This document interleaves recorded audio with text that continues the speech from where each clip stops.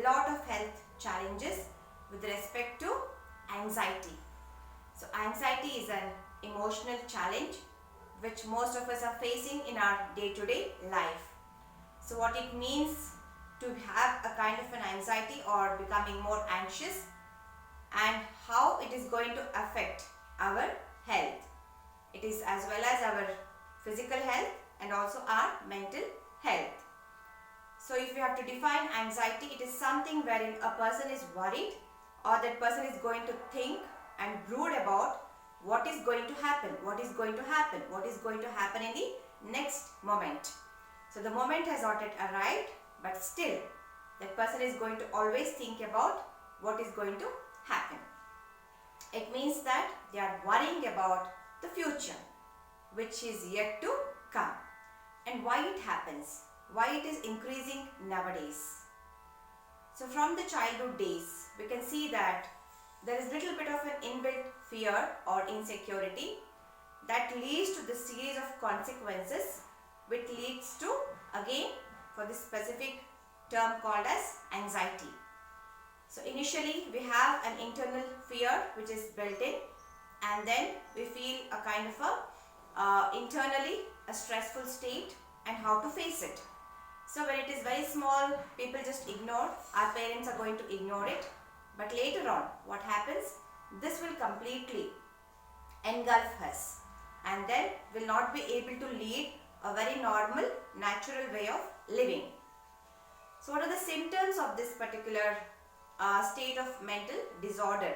So it gets converted into a disorder. Initially it begins, I told you, it's an insecure feeling, a fear will get instilled, and later on you start thinking about that.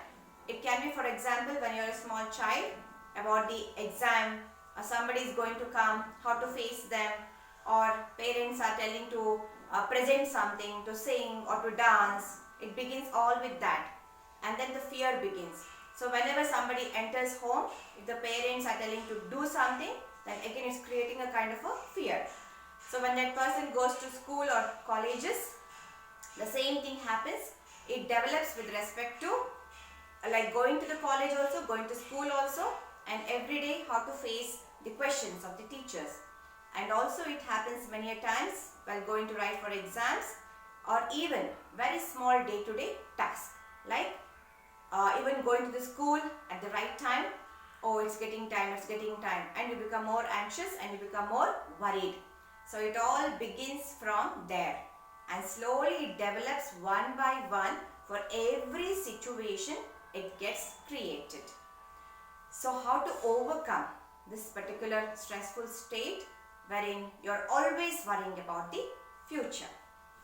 The best thing is to face it, or to tell that I'm facing this problem.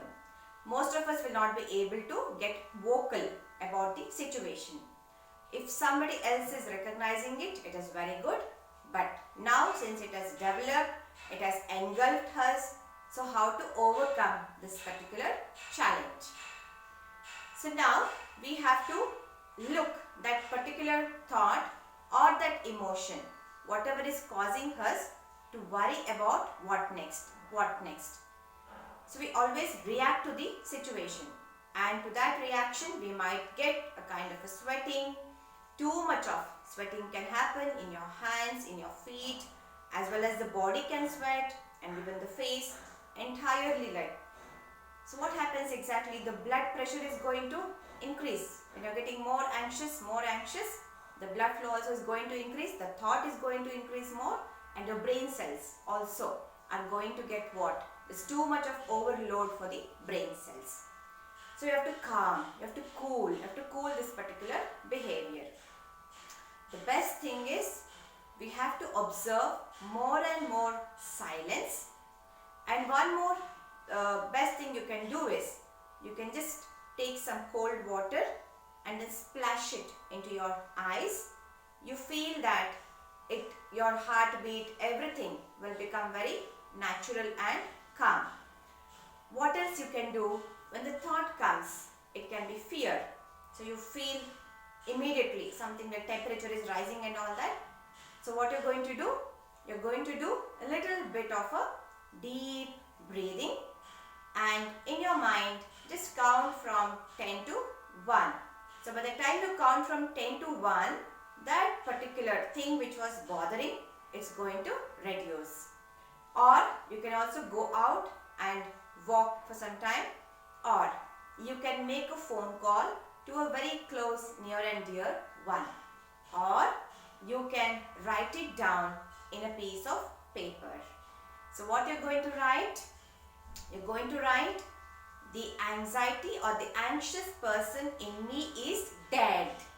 The worrying person in me is dead. The fear person in me is dead. The insecure person in me is dead. So like this you're going to write every day or whenever it's going to come, and then you're going to tear that paper and then you're going to burn it. So if you're going to do it for next 21 days, it becomes a habit, it becomes a pattern, and what is going to happen? What was there in your mind has come to a paper and then you're going to burn it off. So these things will help you to get relief from anxiety, and you can do like something called as, when you're getting more anxious, you see more of cell phone or you see more of something like images and all, that will again create more anxiety. It is better to go to nature and observe the greenery. And one more thing what you can do, so you have to remain away from your gadgets. It is called adrenaline detoxification. So when a person has anxiety, adrenaline is going to secrete more and more. That hormone is going to get released more, and that is where it leads to all these consequences. So you have to reduce too much of looking into your gadgets, messaging or discussing something. Okay, so all these things need to be reduced. You have to tell completely no for at least few hours and stay away from that. So this will also help you to reduce your anxiety. There are many other meditation techniques which I have given in my previous videos. You can always watch them and also do them every day. That will also help you to reduce anxiety. Thank you very much.